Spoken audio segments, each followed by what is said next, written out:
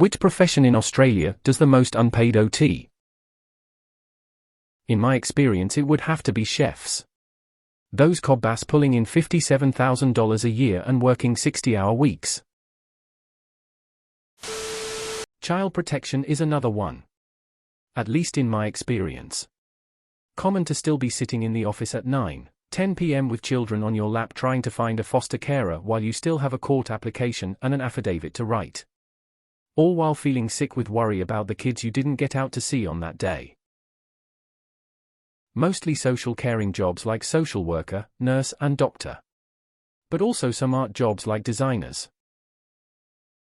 I used to work in social research, and did a long study interviewing all walks of life for one particular project. A key part of this study was around profession and hours.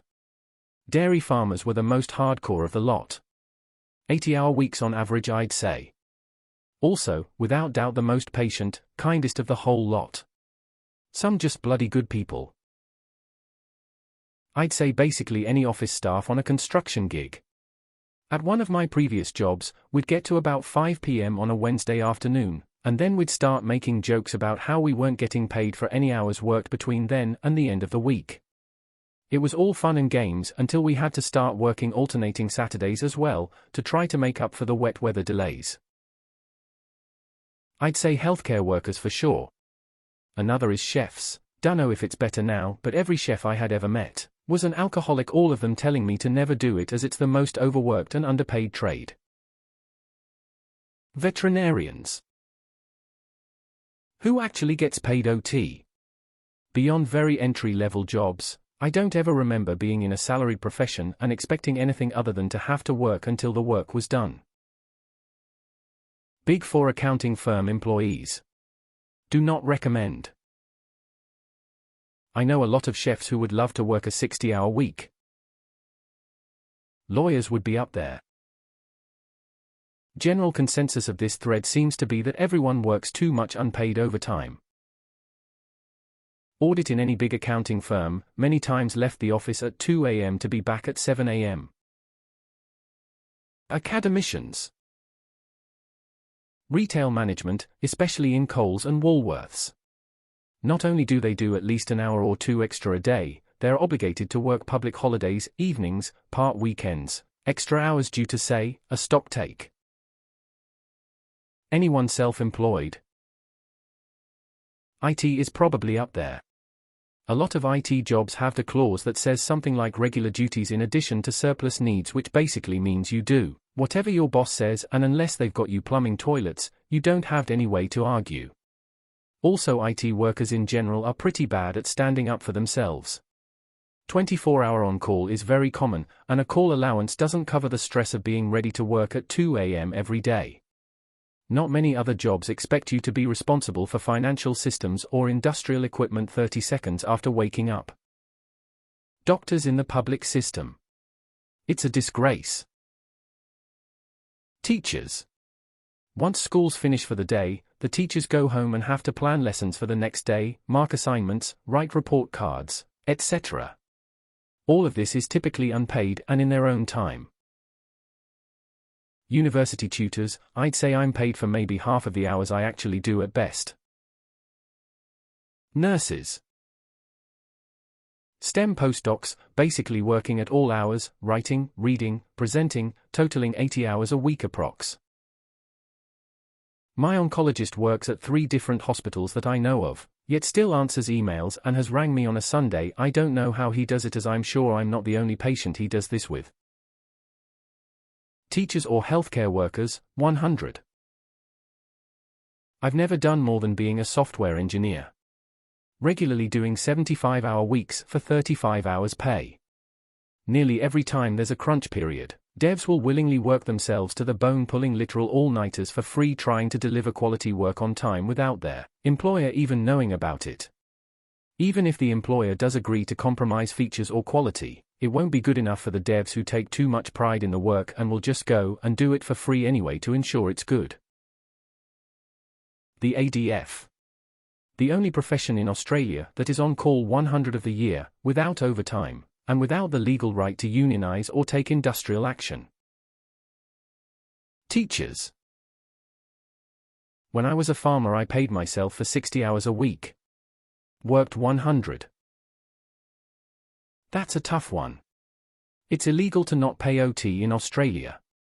Even in food industry, some IG cases of underpaid staff getting headlines. I would say the cash-in-hand international students would have it the worse. They'd be told they reported they've of pay for OT, they would lose their visa. You guys get OT? Not mine. I don't even do the hours I'm paid for. Most accountants being paid on salary. Nurses. Healthcare. Based on my SO, preschool teacher. Australia. They're expected to be admin, HR, a teacher, and child services, all wrapped into one. It's absolute bullshit. Teachers and early childhood workers. Not unlike teachers, ELC educators expected to do many things outside hours.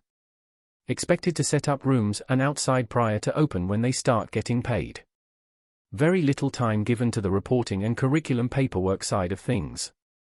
Frequently other professionals stuck at work late and kids get picked up late, if not this then cleaning up at the end of the day and resetting the center for the morning runs over closing time.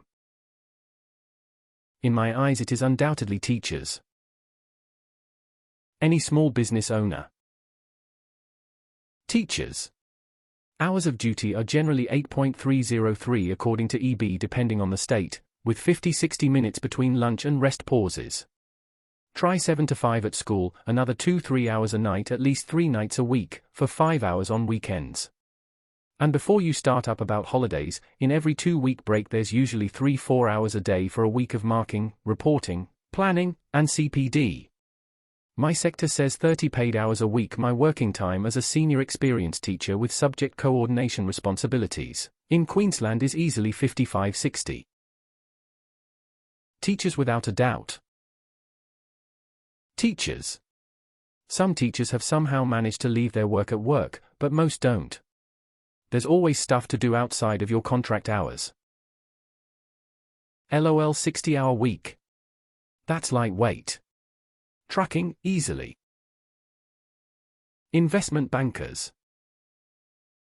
Lawyers. From what I've seen, the industry is more fucked than people realize. Maybe cleaners, I don't know. Consulting firms 100. Dealership service advisors. Those guys see the worst of people, are paid stuff all and will work up to 70 hours a week. HWCs, specifically doctors. Not many professions where you spend 6-8 years at uni, then still have to study whilst working and pass exams and compete for training opportunities for the next 6-10 years to become a specialist, whilst being sent wherever the training colleges want to send you, whilst putting in 20-30 unpaid hours of overtime a week. It's practically indentured servitude until you're a specialist, which can be 15-20 years from when you start the medical journey. Non-tenured, i.e. casual academics. It can be more lucrative to work at McDonald's than teaching a full-time study load on a semester-by-semester contract, especially as a PhD student. Academia is inherently toxic and exploitative. Get out and heal. Educators.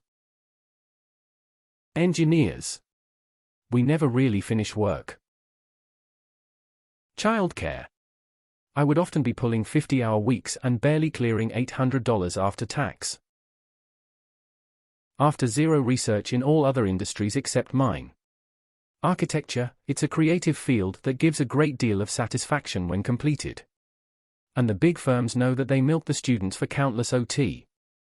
Have worked over 100-hour weeks, 36 hours straight. But I'm sure there are worse. Edit milk you and burn you out. Fostering. We are classified as volunteers, get a small allowance for the child, which doesn't cover everything. If you need respite or some time to yourself, it's like pulling teeth to get help. We can't use allowance as proof of income, so can't get loans, etc. Most have to give up work or pull back hours due to kids with a range of issues that need therapies or other medical issues, etc. Having said that, I will keep on doing it as the amount of neglected and abused kids in this country alone is staggering. 24/7, 356 days AS, a lot of unpaid work.